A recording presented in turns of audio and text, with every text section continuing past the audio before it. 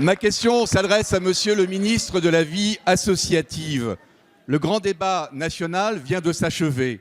Il a montré, s'il était encore nécessaire, à quel point la pression fiscale qui pèse sur les Français était insupportable.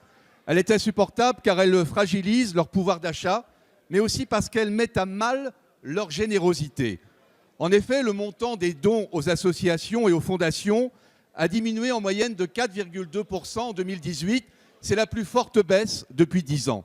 Ce chiffre est inquiétant pour la pérennité de nombreuses actions menées par des associations déjà touchées de plein fouet par les conséquences de la hausse de la CSG pour les retraités, la transformation de l'ISF, la suppression de la réserve parlementaire et la baisse des dotations de l'État aux collectivités. Pourtant, la générosité des Français a toujours existé. Belle, libre, anonyme, elle est guidée par l'amour des autres, par la conscience aiguë que donner un peu, beaucoup de son argent ou de son temps est l'un des fondements de notre société. Le bénévolat, c'est l'expression de cette solidarité. Il réunit aujourd'hui 16 millions de femmes et d'hommes dans environ 1,5 million d'associations qui irriguent notre pays et qui, dans nos territoires, créent du lien social et de l'animation, comme je le constate chaque jour dans mon département de la Mayenne. Pourtant, l'engagement bénévole est aujourd'hui menacé. Exercer une responsabilité associative, c'est accepter d'être confronté à de plus en plus de difficultés, comme la diminution des subventions, les complexités administratives ou encore l'absence de reconnaissance. Pour le groupe Liberté et Territoires, il y a urgence à agir pour éviter que cette formidable richesse et ressources humaines que représentent ces femmes et ces hommes de terrain du quotidien ne se tarissent et disparaissent. Alors, Monsieur le ministre, quelles décisions concrètes et rapides comptez-vous prendre pour endiguer l'assèchement des ressources financières et humaines des associations qui sont pourtant essentielles à la cohésion sociale de notre pays, mais aussi au dynamisme et à l'attractivité de nos territoires? La parole est à Monsieur Gabriel Attal, secrétaire d'État auprès du ministre de l'Éducation nationale et de la jeunesse. Merci Monsieur le Président, Mesdames et Messieurs les députés, Monsieur le député Yannick Favennec-Becot. La France est une terre de solidarité. Les Français sont généreux, les Français donnent, les Français font confiance à leurs associations.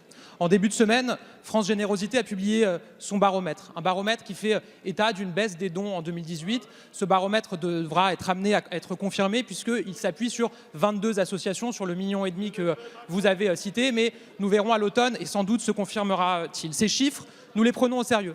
Nous les prenons d'autant plus au sérieux que nous investissons pour soutenir financièrement nos associations. Je veux rappeler que depuis le 1er janvier, avec les baisses de charges qui ont été permises par la majorité, les associations bénéficient d'un gain de trésorerie de 1,4 milliard d'euros. C'est historique dans l'histoire. Pour autant, je l'ai dit, ces chiffres, nous devons les prendre au sérieux. Et avec Jean-Michel Blanquer, nous les prenons au sérieux et nous travaillons au rebond. Travailler au rebond, ça veut dire anticiper. C'est ce que nous avions fait. Je pense au travail de Gérald Darmanin sur le prélèvement à la source pour anticiper un potentiel impact du prélèvement à la source sur la baisse des dons. Travailler au rebond, c'est soutenir la trésorerie des associations. Je pense à la proposition de loi de Sarah El Haïry qui a été adoptée à l'unanimité à l'Assemblée nationale il y a quelques semaines et qui fait écho au plan de développement de la vie associative que j'avais eu l'occasion de présenter. Travailler au rebond, c'est aussi innover. Et je veux insister notamment sur une mesure, c'est le don des PME-TPE.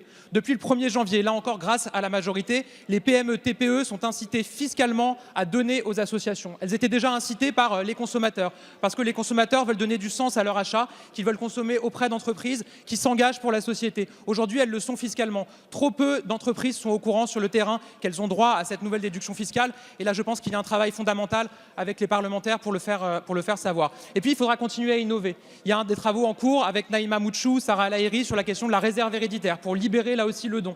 Des pratiques innovantes comme par exemple l'arrondi sur salaire que nous regardons avec beaucoup d'attention. Je réunirai le 6 juin l'ensemble des acteurs du don pour travailler avec eux à des mesures qui pourront être annoncées et libérer davantage le don dans notre pays. Je vous remercie.